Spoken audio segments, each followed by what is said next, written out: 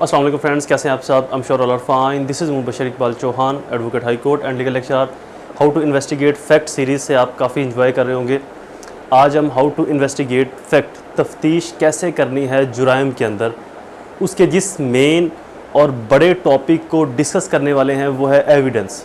Like आप तफ्तीशी हैं, private investigator हैं, प्राइवेट डिटेक्टर हैं, आप लॉयर हैं, आप जज हैं, आप पुलिस ऑफिसर हैं, एक केस लॉ है आपके पास। उसमें से आपने कैसे ये जानना है कि अगर ये एविडेंस, अगर ये गवाहियाँ, ये सबूत, इस तरह की एविडेंस, इस तरह के सबूत मैं अगर कलेक्ट करता हूँ तो मैं मुजरम तक पहुँच भी सकता हूँ और मुजरम को कैफरे किरदार तक पहुँचा भी सकता हूँ, उसको सख्त से सख्त सज़ा भी दिलवा सकता हूँ। अब जो आप गवाही इकट्ठी करते हो, जो आप सबूत इकट्ठे करते हो, कलेक्शन ऑफ एविडेंस है, वो कैसी होनी चाहिए। इस लेक्चर में मैं आपको एक केस स्टडी भी बताऊंगा एक जुर्म से मुतल्लिक। वो केस स्टडी जब मैं आपको लास्ट में बताऊंगा तो उस केस स्टडी को सुनने के बाद आपको तमाम गवाहान की एविडेंस की समझ आ जाएगी कि ऑरल विटनेस कौन है, डायरेक्ट कौन है, इनडायरेक्ट कौन है, डॉक्यूमेंट्री विटनेस कौन है, सर्कमस्टेंशियल विटनेस कौन है, हेयर से विटनेस कौन है, हेयर से एविडेंस कैसी है, सर्कमस्टेंशियल एविडेंस कैसी है। तो उस केस स्टडी को मैं इस लेक्चर के आखिर में आपको बताऊंगा कि कैसे एक शख्स ने दूसरे को कत्ल किया, क्या क्या कुछ वहां से तफ्तीशी ने हासिल किया, कौन कौन से गवाहान थे, तो उन गवाहान को हम क्या कहते हैं। तो उस केस स्टडी को भी ज़रूर आखिर में सुनिएगा। उस केस स्टडी को मैं लेक्चर के आखिर में आपको बताऊंगा।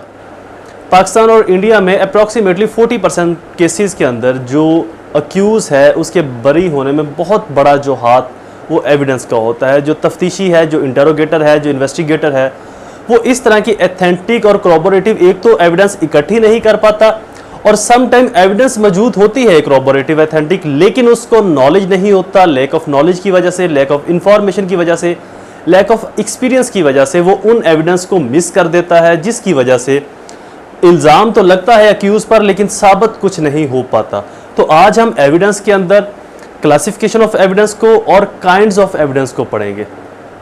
एविडेंस में ये आज का जो हमारा टॉपिक है ये जामे होगा। इसकी जो डेप्थ डिटेल है हम अगले टॉपिक में भी डिस्कस करेंगे, लेकिन आज के टॉपिक में आपको तमाम इकसाम की एविडेंस, एविडेंस की क्लासेस कितनी है, एविडेंस किस तरह की होगी, एविडेंस की काइंड्स कितनी है, और सबसे बढ़कर एविडेंस को किन 3 असूलों पर नापा जाता है, किन 3 प्रिंसिपल पर एविडेंस को परखा जाता है। अगर कोई भी एविडेंस इन 3 प्रिंसिपल के ऊपर फुलफिल होती है तो उस एविडेंस को एडमिट किया जाएगा, अदरवाइज बाकी तमाम एविडेंस जो हैं वो रद्दी की टोकरी का ढेर बनती हैं। वो 3 प्रिंसिपल कौन से हैं, कितनी काइंड्स हैं एविडेंस की, क्लासिफिकेशन कौन सी है, बेहतरीन एविडेंस कौन सी है, एविडेंस की डेफिनेशन क्या है, ये तमाम चीज़ें स्टेप बाय स्टेप डिस्कस करते हैं।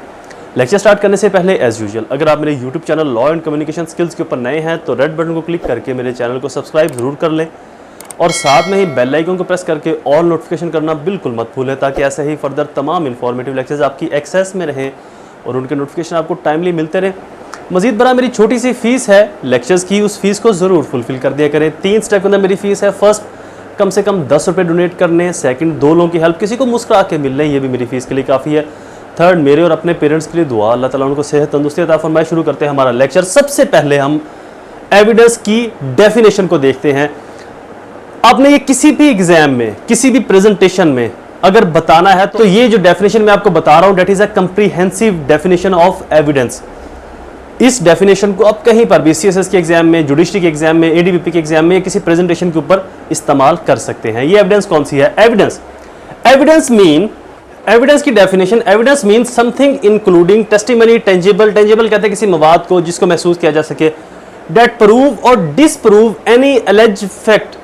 एविडेंस का मतलब है कुछ ऐसा जिसमें शामिल हो टेस्टिमनी, वजाहत, गवाही, मवाद, टेंट्स, जो प्रूफ कर सके, साबित कर सके, या डिसप्रूव कर सके, किसी इल्जाम को साबित ना कर सके जो इल्जाम लगाया गया है, डेट इज कॉल्ड एविडेंस। यानी कि गवाही ऐसी, उसके अंदर तमाम चीजें शामिल हो जिससे किसी एलिज्ड फैक्ट को, जो इल्जाम लगाया गया है, उसको साबित किया जा सके या उसको मजबूत तरीके से इनकार किया जा सके। That is a comprehensive definition of evidence.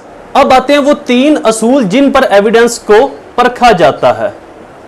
3 असूल कौन से हैं? पहला असूल एडमिसिबिलिटी। एडमिसिबिलिटी का क्या मतलब है? काबिल तस्लीम।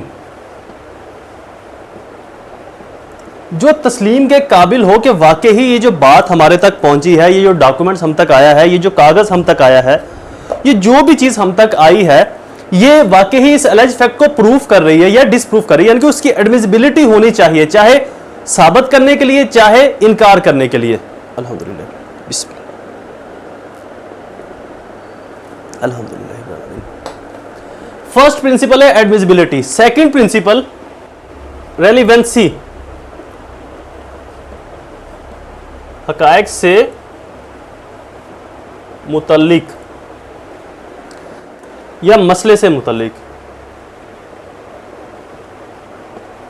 रेलिवेंसी कहते हैं कि जो गवाही आ रही है, जो फैक्ट आ रहा है, जो बात आ रही है, जो सबूत आ रहा है, और जो हमारे पास एक वकूआ है, जो हमारे पास एक इशू है, ये उससे मिलता है उस मसले से या नहीं मिलता, इसका आपस में कोई जोड़ है या नहीं, ये दोनों एक दूसरे के साथ कनेक्टेड हैं या नहीं।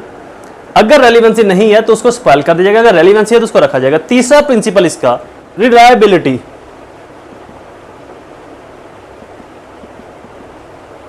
एतबार, वसूख, एथेंटिक कितनी है ये बात, जो बंदा कर रहा है उसकी वर्थ कितनी है, जो हम तक पहुंचा रहा है उसकी वैल्यू क्या है, माशरे सोसाइटी में उसकी क्रेडिबिलिटी क्या है, ये जो फैक्ट आया है इससे मुतल्लिक, गवाही से मुतल्लिक, वो कितनी अहमियत रखता है। एडमिसिबिलिटी, रेलिवेंसी और रिलायबिलिटी, काबिल तस्लीम है या नहीं, हकायक से मुतल्लिक है गवाही या नहीं, और बवसूख है, बाएतबार है या गैर एतबार है। इन तीन प्रिंसिपल के ऊपर किसी भी एविडेंस को जाना जाएगा, किसी भी एविडेंस को परखा जाएगा, किसी भी विटनेस को परखा जाएगा। अब आते हैं जी काइंड्स ऑफ एविडेंस। एविडेंस की कितनी काइंड्स हैं?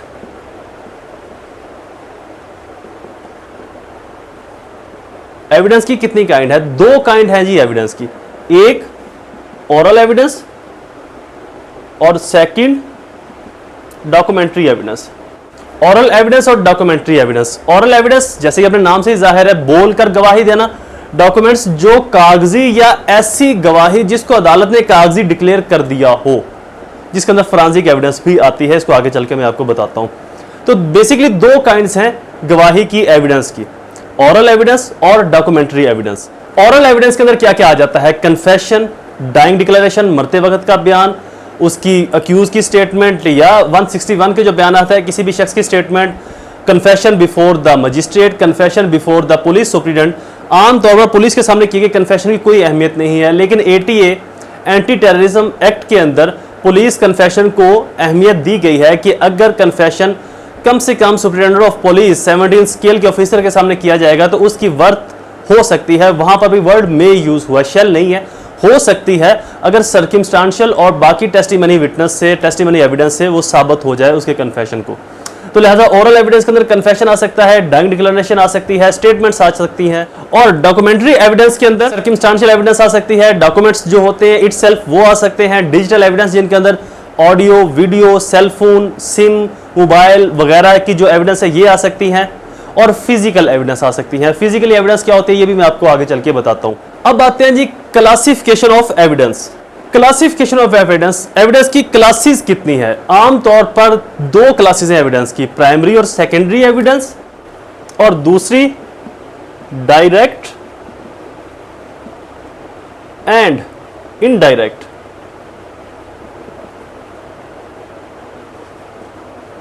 प्राइमरी और सेकेंडरी एविडेंस, डायरेक्ट और इनडायरेक्ट एविडेंस। प्राइमरी और सेकेंडरी एविडेंस कौन सी होती है, डायरेक्ट और इनडायरेक्ट एविडेंस कौन सी होती है? आमतौर पर ये जो प्राइमरी और सेकेंडरी एविडेंस है ये कागजात के लिए इस्तेमाल की जाती है, और डायरेक्ट और इनडायरेक्ट ओरल के लिए इस्तेमाल की जाती है। प्राइमरी का मतलब वैसे ये भी है कि जो ओरिजिनल इटसेल्फ प्रोड्यूस हो रही है बिफोर द कोर्ट वो प्राइमरी होगी, और जो कॉपी की सूरत में या हेरसे की सूरत में आ रही है वो सेकेंडरी होगी। जनरली कागजात के लिए यूज की जाती है, लेकिन ओवरऑल ये कागजात के लिए यूज नहीं की जाती। ओवरऑल प्राइमरी से मुराद ये कि अगर मैंने जो कुछ देखा है उसको कोर्ट में जो बता रहा हूं that is a primary witness, और डायरेक्ट विटनेस भी दूसरी टर्म के अंदर। और ऐसे ही डायरेक्ट और इनडायरेक्ट है। डायरेक्ट वो है जो वकूए को, अक्रंस को, हादसे को एज इट इज देखता है और वही सब कुछ जाकर कोर्ट में एज इट इज बताता है। और अगर एक शख्स ने वकूआ खुद देखा, बता किसी और को दिया, तो जो वो शख्स सेकंड वे शख्स जो जाएगा, सेकंड शख्स जो जाएगा दैट इज कॉल्ड इनडायरेक्ट। जब मैं इसी लेक्चर के एंड में आपको केस स्टडी समझाऊंगा, बताऊंगा, तो उसके अंदर आपको डायरेक्ट, इनडायरेक्ट, प्राइमरी, सेकेंडरी तमाम एविडेंस की अच्छे से समझ आ जाएगी। वो केस स्टडी है ही इस किस्म की कि आपको तमाम चीजें अच्छे से ब्रीफली इसके अंदर समझ आ जाएंगी। अच्छा जी, प्राइमरी कौन सी हो सकती है? जो डॉक्यूमेंट्स इटसेल्फ प्रोड्यूस हुए हैं, न्यूज़पेपर्स वगैरह, पब्लिक डॉक्यूमेंट्स, प्राइवेट डॉक्यूमेंट्स, जिसको अपनी ओरिजिनल हैसियत में, अगर एक स्टाम्प पेपर है, एग्रीमेंट है, एग्रीमेंट टू सेल है, उसको ओरिजिनल हैसियत में कोर्ट में जब सबमिट करवाया जाता है तो that is called a primary evidence. और अगर उसकी कॉपीज को, लाइक आईडी कार्ड है तो उसकी कॉपी, कोई मोबाइल है तो उसकी तस्वीर खींचकर, सिम की तस्वीर खींचकर, यानी किसी भी चीज की डेटो कॉपी जब बनाकर कोर्ट में सबमिट करवाई जाएगी तो that is called a secondary evidence. अब आते हैं जी डायरेक्ट और इनडायरेक्ट। डायरेक्ट एविडेंस ऐसी एविडेंस जिसके अंदर इंटरफेरेंस कोई नहीं होगी, मतलब जिसने जो सुना है वही बताए, ना ही इसके अंदर इंटरफेरेंस होगी और ना ही इसके अंदर कोई सेकंड वे, सेकंड सोर्स या सेकंड पर्सन का इस्तेमाल होगा। फॉर एग्जांपल, एक शख्स एक वकुए को देखता है, उस वकुए को देखने के बाद वो तमाम वकुआ एज इट इज वही शख्स कोर्ट को जब जाकर बताएगा तो that is called a direct evidence या डायरेक्ट विटनेस। अब एक शख्स ने वकुआ देखा और देखने के बाद उसने अपनी बीवी को बताया कि जी मैंने फलां जगह पर ये वकुआ देखा, अपने भाई को बताया, अपने बेटे को बताया, उसकी बीवी ने, भाई ने बाद में जाकर कोर्ट में बताया या तफ्तीशी के सामने बताया या किसी भी रिलायबल सोर्स के सामने जब वो बताएगा तो वो जो विटनेस होगा या वो जो एविडेंस होगी वो कहलाएगी इनडायरेक्ट एविडेंस, यानी कि ऐसी एविडेंस जिसके अंदर इंटरफेरेंस हो चुकी है, जिसके अंदर second source, second way, second material use हुआ है, that is called the indirect evidence. And indirect evidence के अंदर फोरेंसिक एविडेंस भी आ जाती है, मटेरियल एविडेंस भी आ जाती है और फिजिकल एविडेंस भी आ जाती है। फोरेंसिक एविडेंस अब आप समझ रहे होंगे कि जी बाल मिलता है, दांत मिलता है, खून मिलता है, ब्लड स्टेन मिलते हैं, कपड़े मिलते हैं, तो ये तो डायरेक्ट है, नहीं ये डायरेक्ट नहीं है। इसके ऊपर मैं एक डिटेल लेक्चर बनाऊंगा कि फोरेंसिक एविडेंस डायरेक्ट कैसे नहीं होती, क्यों फोरेंसिक एविडेंस की अभी तक भी रिलायबिलिटी दुनिया में इतनी एथेंटिक नहीं है जो डायरेक्ट एविडेंस की या डायरेक्ट विटनेस की है। इसके ऊपर बाद में हम डिटेल से बात करेंगे क्योंकि एक बहुत डिटेल तलब और लेंथी टॉपिक है। बट आपको हवाले के लिए बता दूं कि जो फोरेंसिक साइंस की जितनी भी एविडेंस होंगी, कलेक्शन ऑफ फोरेंसिक एविडेंस, वो तमाम की तमाम इनडायरेक्ट में आएंगी, उनकी अपनी कोई वर्थ नहीं है। लेकिन जब वो डायरेक्ट एविडेंस के साथ मिलेंगी तो फिर उसकी एक corroborative वर्थ बन जाएगी। अगर सिर्फ फोरेंसिक से साबित हो जाए लेकिन डायरेक्ट एविडेंस नहीं है, डायरेक्ट विटनेस नहीं है, प्राइमरी सोर्स नहीं है, प्राइमरी एविडेंस नहीं है, तो किसी भी मुलजम को सजा नहीं दी जा सकती। फोरेंसिक एविडेंस अपनी ताकत तभी बनाएगी जब वो डायरेक्ट एविडेंस के साथ मिलेगी।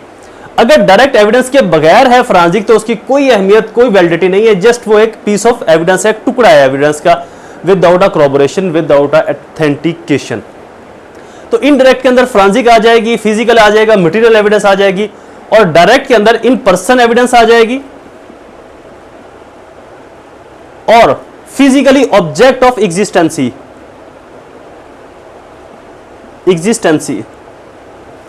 ऑब्जेक्ट ऑफ एग्जिस्टेंसी का क्या मतलब है? किसी शख्स की जिस्म को, उसके जिस्मानी मवाद को किसी जगह पर डायरेक्टली महसूस किया गया है। कैसे? CCTV कैमरास के जरिए, मोबाइल्स की रिकॉर्डिंग्स के जरिए, तस्वीरों के जरिए। एक शख्स जगह पर मर्डर होता है, ए कहता है कि ये मर्डर बी ने किया है और बी की उस बिल्डिंग में CCTV फुटेज के अंदर भी रिकॉर्डिंग आ जाती है, तो that is a physically object of existency. उसका जो जिस्म है, उसकी जो फिजिक है, उसका ऑब्जेक्ट के साथ ताल्लुक मौजूद पाया जाता है। वहां पर फिजिकली ऑब्जेक्ट ऑफ एग्जिस्टेंसी, जो ऑब्जेक्ट है वो मौजूद है जिस्मानी तौर पर किसी जगह के ऊपर, तो that is a direct evidence. अब मैं आपको केस स्टडी समझाता हूं तो उससे आपको ये तमाम चीजें अच्छे से हल हो जाएंगी, समझ आ जाएंगी केस स्टडी समझने के बाद। अच्छा जी, केस स्टडी हमारे पास ये है कि जी ए, एक शख्स है जिसका नाम है ए, इसकी मौत हो जाती है गोली लगने से। गोली इसको कौन सी लगती है? 9mm पिस्टल की। 9mm पिस्टल की गोली से ए की मौत वाकया हो जाती है। ए की मौत वाकया होती है 9mm पिस्टल से। कहां पर मौत वाकया होती है? ऑब्जेक्ट क्या है इसके अंदर, या विक्टिम्स कौन है? ए। अच्छा जी, वेयर, कहां पर होती है? ए की मौत वाकया होती है गुलबर्ग के अंदर एक 4 मंजिला बिल्डिंग में। गुलबर्ग में एक 4 मंजिला बिल्डिंग है, अंडर कंस्ट्रक्शन है, उसके अंदर कंस्ट्रक्शन चल रही है और चौथे फ्लोर पर ही, टॉप फ्लोर पर ए की मौत वाकया होती है 9mm पिस्टल से। अभी इसको मजीद समझे। अब आ जाता है बी। बी कहता है, यह है गवाह, यह कहता है मैंने सी को ए का मर्डर करते देखा था। मैं उस चौथी मंजिल पर टॉप फ्लोर के ऊपर मौजूद था जब सी ने एक पिस्टल से, मैंने पिस्टल गौर से नहीं देखा लेकिन एक छोटा सा हथियार था, पिस्टल था, जिससे उसने ए को फायर मारा। अच्छा जी, अभी यहां तक, अभी इसके अंदर कुछ और भी ट्विस्ट आने वाले हैं। फिर आ जाता है डी, एक और शख्स है। यह कहता है कि जी मैंने सी को इस गुलबर्ग की 4 मंजिला अंडर कंस्ट्रक्शन बिल्डिंग की सेकंड फ्लोर से सीढ़ियों से नीचे उतरते देखा था। अच्छा जी, अब आ जाता है ई। ई कहता है कि मैंने बी से सुना था कि सी ने ए का कत्ल किया है। बी से सुना है कि सी ने ए का कत्ल किया है। अब जी, जो अक्रस प्लेस है जहां पर ए की लाश पड़ी है गुलबर्ग की 4 मंजिला बिल्डिंग में, वहां से ए की लाश तो बरामद होती है, साथ में ही बाल भी बरामद हो जाते हैं, हाथापाई हुई उनकी। और साथ में ही ए और सी की जब हाथापाई हुई तो ए के नाखूनों से सी का कुछ मांस, टिश्यूज, ब्लड उसके नाखून में फंसा रह गया, वो भी मिल जाता है। और वहां अक्रस से एक छोटी सी गोली मिलती है। अच्छा जी, अक्रस से एक गोली मिलती है, खाली खौल, ये वाला हिस्सा उसका ए के जिस्म में, सीने में प्रविष्ट हो गया, खाली खौल मिला। खौल से पता चला कि ये तो 9mm पिस्टल का खौल है। उसके बाद पुलिस चूंकि बी की गवाही पर सी को जब पकड़ती है, कैप्चर करती है सी को आकर, तो सी के घर से एक 9mm पिस्टल बरामद भी होता है। उस 9mm पिस्टल की जब फोरेंसिक कराई जाती है तो उसके ऊपर जो फिंगरप्रिंट है वो सी के ही पाए जाते हैं। अच्छा जी, अब इसके अंदर जो बी है ये है डायरेक्ट विटनेस, क्योंकि इसने डायरेक्ट अपनी आंखों से देखा। जो डी है ये है सर्कमस्टेंशियल विटनेस, जिसको हम डॉक्यूमेंट्री या सेकेंडरी विटनेस या इनडायरेक्ट विटनेस कह सकते हैं, क्योंकि इसने सी को डायरेक्ट नहीं देखा लेकिन उस बिल्डिंग से नीचे उतरते या ऊपर जाते जरूर देखा है। अब आ गया जी ई। ई कहता है जी मुझे तो बी ने बताया था कि सी ने ए का मर्डर किया है। तो जो ई शख्स है ये कहलाएगा हेयरसे विटनेस या सर्कमस्टेंशियल विटनेस। जो इससे ये गन बरामद हो रही है सी से, ये होगी फोरेंसिक विटनेस, और ये भी इनडायरेक्ट है, क्योंकि गन से ये बिल्कुल भी अकेले साबित नहीं हो सकता था। अगर फॉर एग्जांपल मान लेते कि बी ने नहीं देखा और गन बरामद होती है सी से और गोली ए के सीने से बरामद होती है, तो सी ये प्ली ले सकता है कि जनाब ये गन मेरे इस्तेमाल में है, लेकिन कोई और भी इसका इस्तेमाल कर सकता है, मुमकिनात में से है, ये पॉसिबल है, मेरे रिश्तेदारों में से, मेरे दोस्तों में से, अहबाब में से कोई भी पकड़ सकता है। तो मुमकिन है उसने गन चलाई हो और बाद में मेरे हाथ में हवाले कर दी तो मेरे पास आ गई। तो लिहाजा ये जो फोरेंसिक एविडेंस मिलेगी 9mm गन की सूरत में, ये बुलेट की सूरत में, जो ए के जिस्म से बुलेट निकला है उसकी सूरत में, that is all are kind of indirect witness. यहां पर डायरेक्ट विटनेस आ गया बी, सर्कमस्टेंशियल विटनेस है डी, जो कहता है जी मैंने सी को उतरते देखा था, या इसको वज टक्कर और बाई चांस विटनेस भी कहते हैं। और जो ई है ये सर्कमस्टेंशियल विटनेस आ गया। डायरेक्ट विटनेस इसके अंदर होगा बी, और ये दोनों इनडायरेक्ट कैटेगरी में आएंगे। और साथ में ही जो 9mm पिस्टल बरामद हुआ है, ये जो गोली बरामद हुई है और ए के सीने से जो बुलेट बरामद हुई है, ये तमाम इनडायरेक्ट विटनेसेस के अंदर, इनडायरेक्ट एविडेंस के अंदर आएंगी। इन इनडायरेक्ट एविडेंस का जो मेल है वो तभी प्रूफ हो पाएगा जब इनका कनेक्शन बी से मिलता है, यानी कि इनकी जो बातें हैं वो भी सेम वही है और बी की बात भी वही है। बी कहता है जी मैंने सी को देखा था एक छोटे से पिस्टल के साथ हमला करते ए पर। अब पिस्टल जारी बात है 9mm में, वो बरामद हो गया, गोली भी बरामद होगी, इन दोनों की गवाहियां भी बरामद होगी, पिस्टल के ऊपर फिंगरप्रिंट्स भी बरामद हो गए, जिससे जो अक्यूज सी है ये ऑफेंडर बन जाएगा, मुजरम बन जाएगा। पहले ये मुलजम था, फिर ये मुजरम बन जाएगा जब कोर्ट इसको सजा अनाउंस करेगी। तो इस केस स्टडी में आपने जाना कि डायरेक्ट विटनेस कैसे होते हैं, इनडायरेक्ट विटनेस कैसे होते हैं और इनकी क्रेडिबिलिटी और वर्थ क्या है। Lecture is complete. Next evidence की बाकी काइंड्स को हम अगले लेक्चर के अंदर डिफाइन करेंगे, जिसके अंदर digital evidence, video, audio, CDR वगैरह की तमाम काइंड्स होंगी कि वीडियो ऑडियो को कैसे कॉल डिटेल रिकॉर्ड जो है, कॉल डिटेल डाटा जो है उसको कैसे कलेक्ट किया जाता है, निकाला जाता है। आई होप ये लेक्चर आपके लिए फायदेमंद साबित होगा। ऐसे ही इन्फॉर्मेटिव वीडियोस को सुनने के लिए मेरे चैनल को सब्सक्राइब और बेल आइकन को प्रेस जरूर कर ले। दोबारा हाजिर होंगे ऐसे ही किसी और इन्फॉर्मेटिव लेक्चर के साथ। तब तक मुझे अपनी दुआओं में जरूर याद रखें। अल्लाह ताला आप सबका हामी और नासिर हो। वस्सलाम।